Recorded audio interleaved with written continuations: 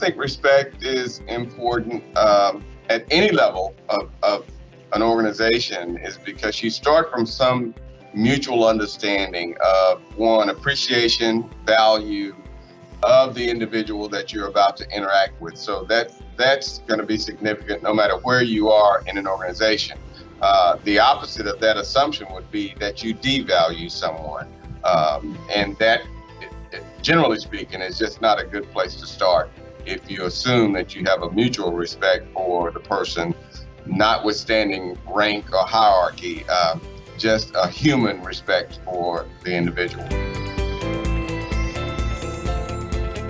It automatically conjures up thoughts of significance, importance, mutual kind of understanding of the other, wanting to, and empathy is not the exact word, because respect assumes that you are important. So importance comes to mind readily when I think about that. A sense of worth that you automatically give to the other individual like you give to yourself. So those are things that just pop into my head when I think about the word respect.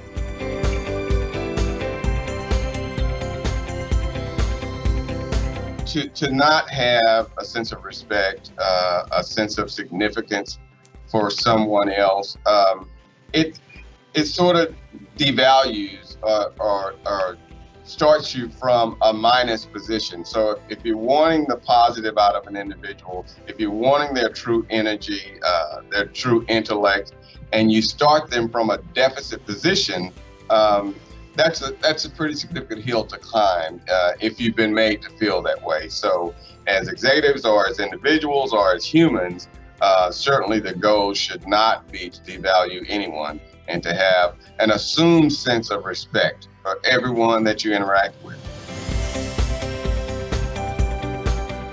No, I think respect should be assumed, and someone would have to prove you otherwise.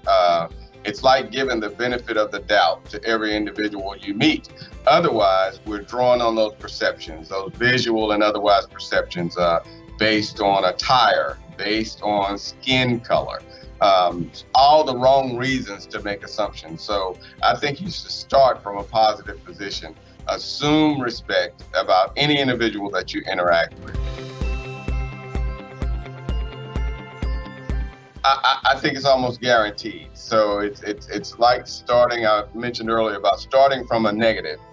So if I respond to you negatively, the chances are you're going to respond to me likewise.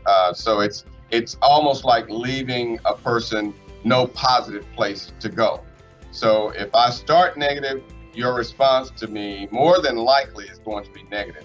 On the other side of that coin, if I start positive, it's going to be harder for you to respond to me negatively. So yes, I think it's almost like pushing someone into a corner.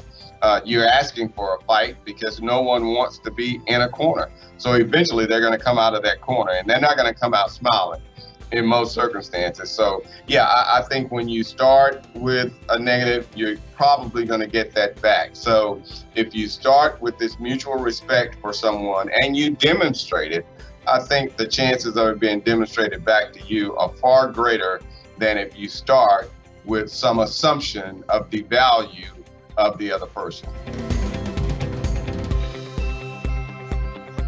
One of the things that comes to mind when I think about respect, when I think about our role here as colleagues, as employees, I think about this notion of service, right? I talked a little earlier about significance, right? All of those are key terms in my mind that suggest that we're here as servants, servant leaders, servant supporters, of course for our students, but also for each other. And I think that's the piece that we miss oftentimes. So in the midst of respect, more often than not, is also humility.